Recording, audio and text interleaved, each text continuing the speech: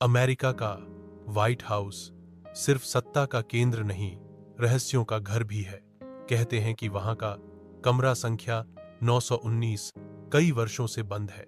उस कमरे से अक्सर रात में किसी औरत की रोने की आवाजें आती हैं।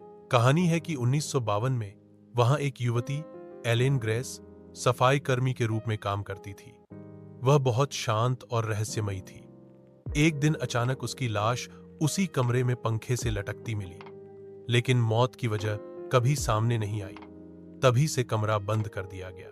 2023 में एक नई शोधकर्ता डॉ लीजा ने इस कमरे में रिसर्च शुरू की।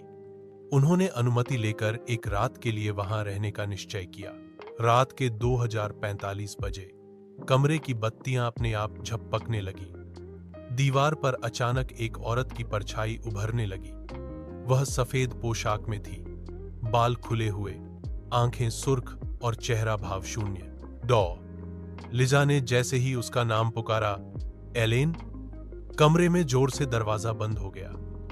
तभी एक ठंडी सी फुसफुसाहट गूंजी, मैं अभी भी सफाई कर रही हूं। अगली सुबह कमरे का दरवाजा अंदर से बंद मिला, लेकिन डॉ लिजा का कोई अता पता नहीं था। बस कमरे की दीवार पर खून से लिखा था, 919 अब कभी खाली नहीं रहेगा। व्हाइट हाउस का कमरा 919 अब फिर से बंद कर दिया गया है।